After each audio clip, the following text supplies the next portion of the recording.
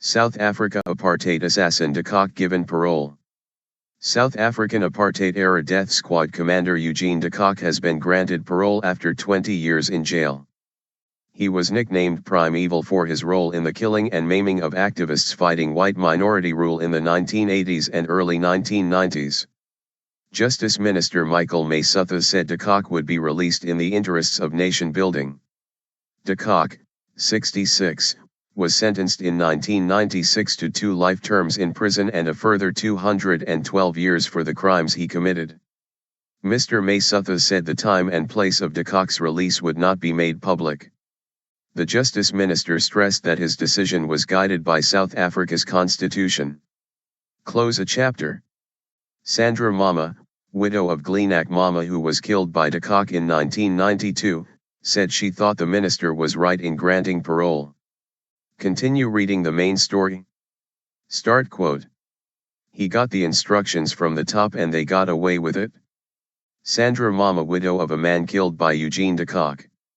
I think it will actually close a chapter in our history because we've come a long way, and I think his release will just once again help with the reconciliation process because there's still a lot of things that we need to do as a country, she told the BBC. The former colonel was head of the notorious Vilakaplaas police unit. He appeared before the Truth and Reconciliation Commission, TRC, which was established a year after South Africa's first democratic elections in 1994. De Kock confessed to more than 100 acts of murder, torture and fraud, taking full responsibility for the activities of his undercover unit. Line. Eugene de Kock at glance. Eugene de Kock at a Truth and Reconciliation Commission session on May 24, 1999 in Pretoria, South Africa. The former police colonel appeared before the Truth and Reconciliation Commission. Commander of Vilakaplaas Police Unit from 1983. Confessed to hundreds of murders at the Truth and Reconciliation Commission. Nicknamed Prime Evil for the death squad revelations. Sentenced to 212 years and 2 life terms in 1996. In 2012, Marcia Hosa publicly forgave him for killing her mother, ANC activist Portia Shabangu.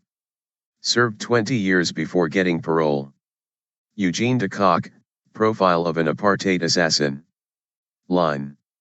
He was granted amnesty for most offenses, but the TRC only had the power to grant amnesty to human rights violators whose crimes were linked to a political motive and who made a full confession. During the TRC hearings, he described the murders of a number of African National Congress, ANC, members, in countries including Lesotho, Swaziland, Zimbabwe, and Angola, naming the police commander above him in each case. Ms. Mama said that in her opinion, de Kock had been held responsible for the orders of others. He got the instructions from the top and they got away with it? They're living, you know, they're amongst us today and one man is taking the fall, she said.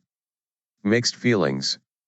Whilst in prison he did a radio interview in 2007, accusing South Africa's last white ruler F.W. de Klerk of having hands soaked in blood for ordering specific killings. The former president denied the allegations, saying his conscience was clear. De Kock also made contact with some of his victims' families while in jail, asking for forgiveness. Eddie Mock, who worked for the South African Council of Churches when its headquarters was bombed in 1988, said he was ambivalent about the announcement. It's mixed feelings, which is something we've gotten used to as South Africans, he told the Associated Press news agency. The Justice Minister also announced that he was not granting parole on medical grounds to another convict in jail for apartheid-era crimes.